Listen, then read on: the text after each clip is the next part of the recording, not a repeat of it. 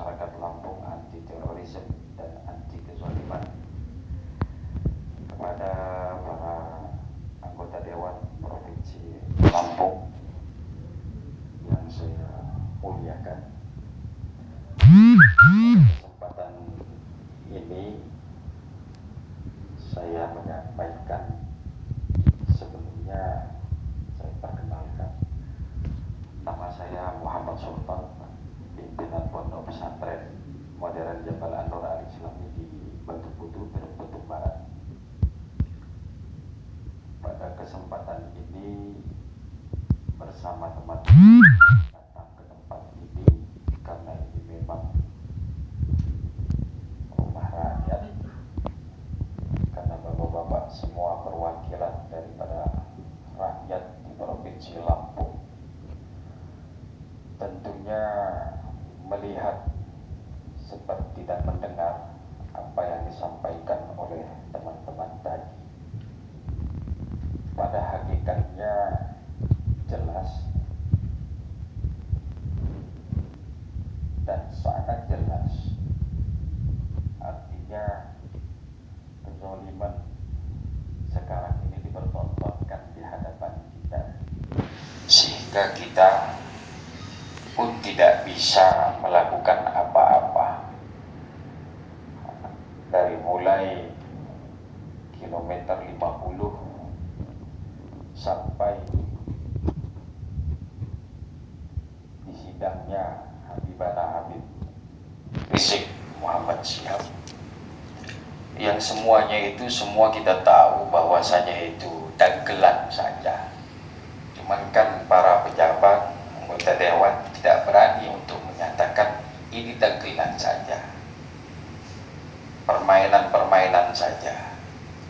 Karena seluruh dunia, bukan Indonesia saja, seluruh dunia tidak ada mengatasi prokes dengan sampai mengorbankan nyawa 6 orang ditembak, lalu orang melanggar prokes dijebloskan ke dalam penjara dan lain sebagainya.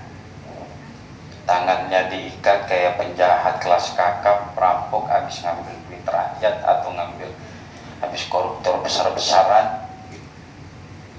Jadi kan kesimpulannya kita paham, apalagi kita semua ini orang berpendidikan, orang sekolah ya. Artinya ini dagelan semua, permainan semua. Nah, kami sekarang meminta dengan tegas, bebaskan Habib Rizik dan kawan-kawan tanpa syarat, itu saja sudah. Nggak ada politik kami mau ini mau itu, nggak ada seperti itu. Atau pondok saya pengen dibantu dan sebagainya, nggak ada mau seperti itu. Atau kita semua aliansi masyarakat Lampung anti terorisme dan anti kezaliman nanti kita mau dapat, nggak ada. Kita minta ulama kita dibebaskan tanpa syarat dan kawan-kawannya. Sudah, itu saja, selesai.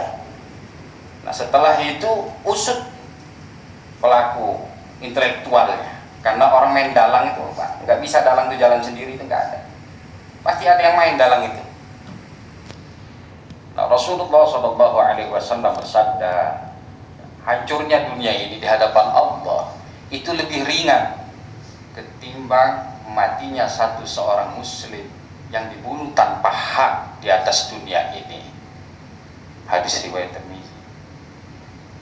Saya ulangi lagi, hancurnya dunia ini di hadapan Allah itu lebih ringan ketimbang matinya seorang muslim yang dibunuh tanpa hak.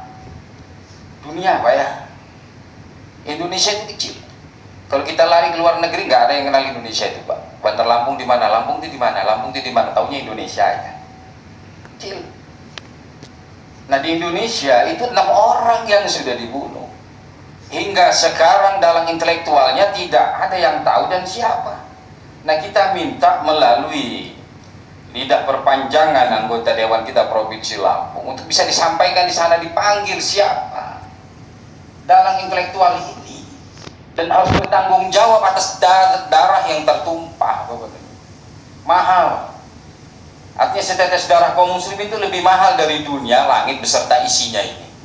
Darah kaum muslimin itu lebih mahal dari emas, lebih mahal dari berlian, lebih mahal dari tambang, lebih mahal dari jabatan yang kita punya. Nah ini yang harus betul-betul serius. Maka kita minta ini, nanti kita minta kepada setelah ini Bapak anggota Dewan, buatlah pernyataan setelah ini, bebaskan Habib Rizik dan kawan-kawan tanpa syarat. Lalu kita minta juga buat pernyataan diusut setuntas sampai ke akar-akarnya, siapa dalangnya. Kalau memang ada petinggi negara, siapa petinggi negaranya? Ini negara bukan punya dia, negara ini punya Indonesia, punya rakyat Indonesia. Nah yang ketiga, teroris, jaringan teroris dan anti kezaliman di teroris.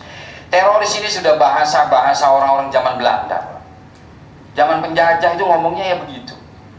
Dulu bicaranya bilang rakyat Indonesia pemberontak, ya kan? Sudah itu naik lagi karena jualan Amerika teroris sudah nggak laku lagi dijual karena Bidennya sudah bilang hentikan kebencian terhadap Islam. Jadi jualan teroris sudah nggak laku lagi.